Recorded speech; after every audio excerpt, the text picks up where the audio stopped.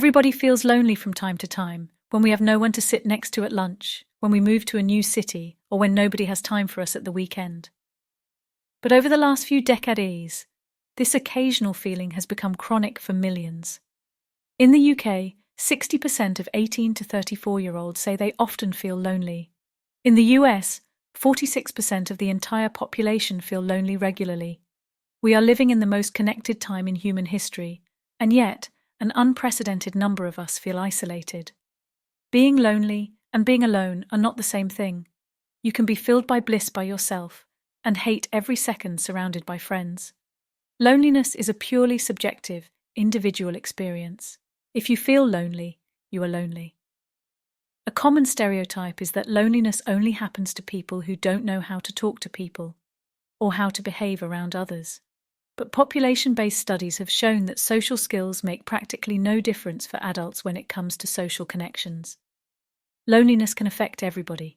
Money, fame, power, beauty, social skills, a great personality. Nothing can protect you against loneliness because it's part of your biology. Loneliness is a bodily function, like hunger. Hunger makes you pay attention to your physical needs. Loneliness makes you pay attention to your social needs. Your body cares about your social needs because millions of years ago, it was a great indicator of how likely you were to survive. Natural selection rewarded our ancestors for collaboration and for forming connections with each other. Our brains grew and became more and more fine-tuned to recognize what others thought and felt, and to form and sustain social bonds. Being social became part of our biology.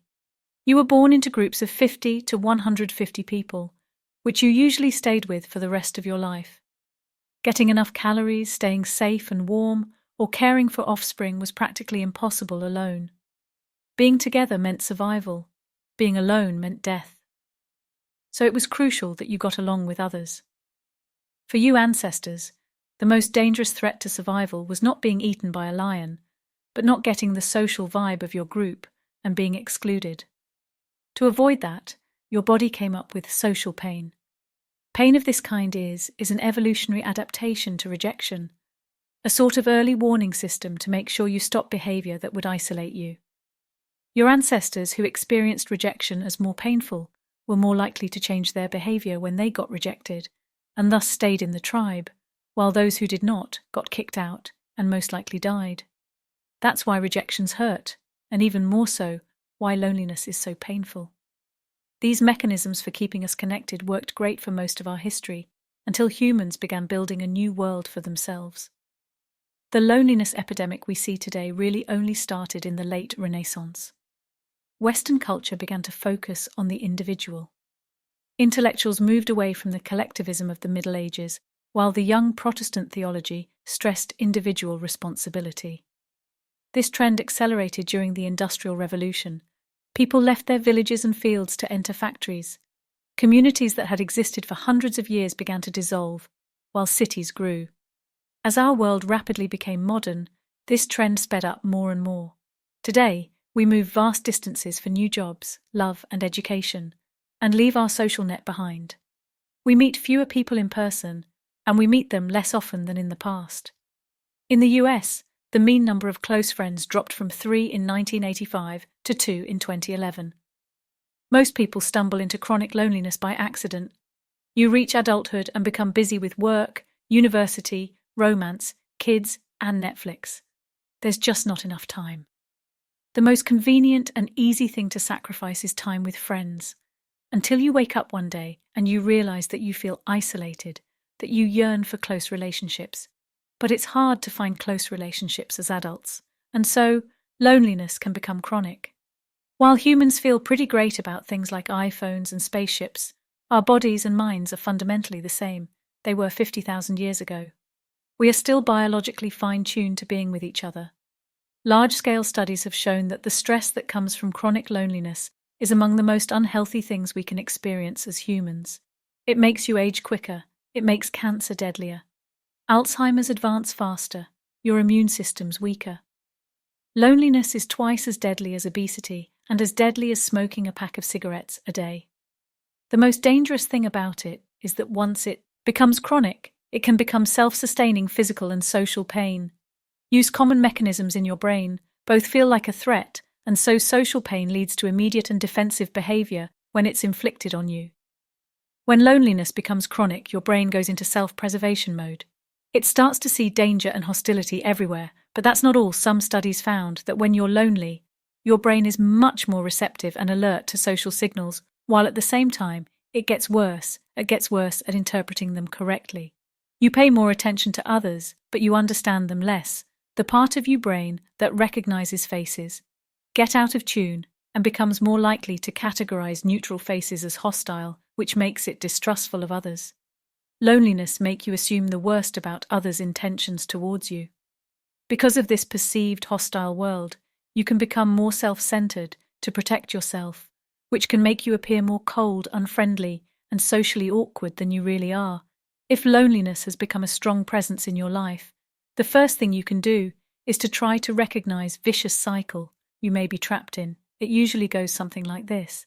An initial feeling of isolation leads to feelings of tension and sadness, which makes you focus your attention selectively on negative interactions with others. This makes your thoughts about yourself and others more negative, which then changes your behavior. You begin to avoid social interaction, which leads to more feelings of isolation. This cycle becomes more severe and harder to escape each time. Loneliness makes you sit far away from others in class. Not answer the phone when friends call, decline invitations until the invitations stop. Each and every one of us has a story about ourselves, and if your story becomes that people exclude you, others pick up on that, and so the outside world can become the way you feel about it. This is often a slow creeping process that takes years and can end in depression and a mental state that can prevent connections, even if you yearn for them. The first thing you can do to escape it is to accept that loneliness is a totally normal feeling and nothing to be ashamed of. Literally everybody feels lonely at some point in their life. It's a universal human experience. You can't eliminate or ignore a feeling until it goes away magically, but you can accept that you feel it and get rid of its cause. You can self-examine what you focus your attention on and check if you are selectively focusing on negative things. Was this interaction with a colleague rarely negative? Or was it really mutual or even positive?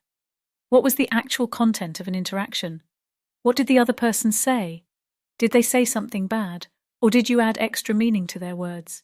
Maybe another person was not really reacting negatively, but just short on time.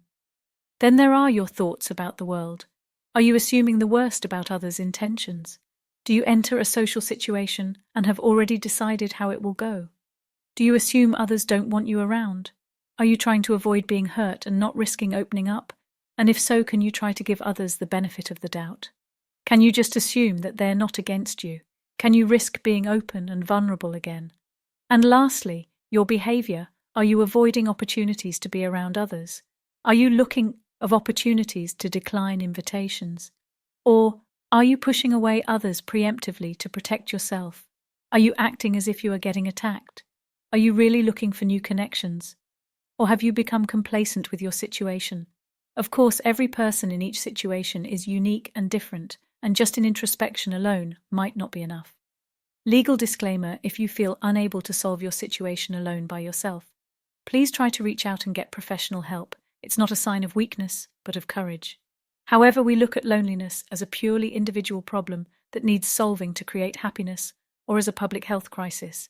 It is something that deserves more attention. Humans have built a world that is nothing short of amazing, and yet not of the shiny things we have made is able to satisfy or substitute our fundamental and biological need for connection. Most animals get what they need from their physical surroundings. We get what we need from each other, and we need to build our artificial human world based on that. Giggling.